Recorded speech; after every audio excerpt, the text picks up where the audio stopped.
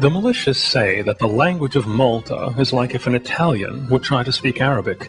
However, he only speaks English. This complexity can be experienced in not only the language, but also the whole mentality and lifestyle of the people living here.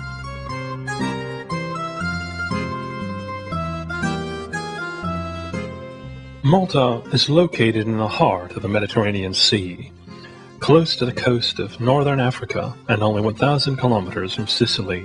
The archipelago is part of the British Commonwealth, so it's quite obvious that Arabic, Italian, and British and other cultures influenced it.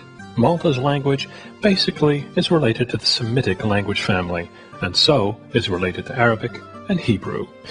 It's the only surviving form of the Phoenicians' language. We can recover from the fatigue of sightseeing by sitting on one of the cafe terraces. The most famous is the Café Cordina. Behind the cafe, inside the beautiful library, there's an audiovisual exhibition on the history of the St. John. The sound and picture effects are cutting edge.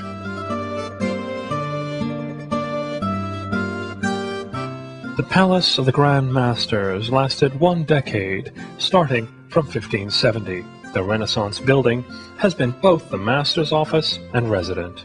Today, it's a presidential palace and meeting place of the House of Commons. The tables placed on the wall of the inside yard remind us the vistas of the Pope and the Queen.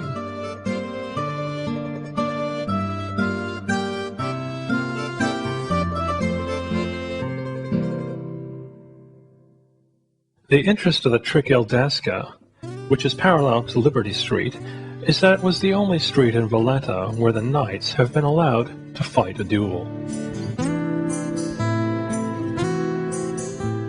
Near there are the Toy Museum and a small private palace, the Casa Rocco Piccola, where paintings from the 15th to 17th centuries are exhibited. Nowadays, there are only 8,000 inhabitants living in the city. Many moved out to the suburbs.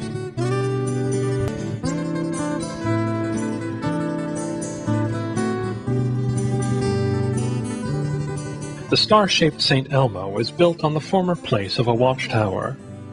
Some scenes of the Oscar-winning film Gladiator were shot here. Inside, we find a World War museum, converted from the command center of the British Air Defense. Besides others, General Eisenhower's Jeep, named Husky, is guarded here, as well as 3 contemporary airplanes of the Maltese Air Force. Ones even a little interested in military history can spend illuminating hours here.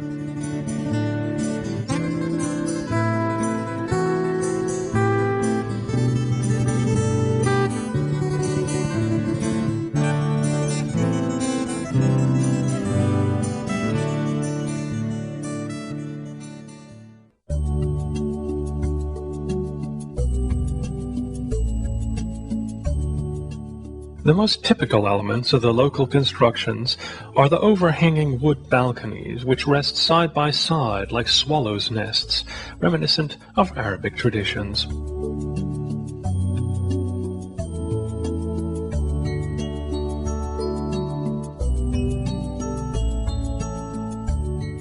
The Auberge de Castille et Leon was the headquarters of the British military. Today, this wonderful palace is the residence of the Maltese Prime Minister, and also this is one of the most photographed sites of the capital. The Upper Baraka Gardens, lying on the top of the almost 50-meter-high castle walls, provide us a fascinating view of the big harbor. The knights like to meet here, have a walk, interchange ideas, and devise plans. The solid bastion surrounding the town is the most fearful fortress of Europe. There are 4 bastions defending the town from the continental side, and are intersected with tunnels. The bastions are connected by walls, and here there are also deep moats to strengthen the protection. Either examining from a high-altitude lookout point or from a ship, we can discover why the huge harbor consisting of protected bays was ideal for the knights' ships. They protected it by using the Byzantine method of tightened chains under the water.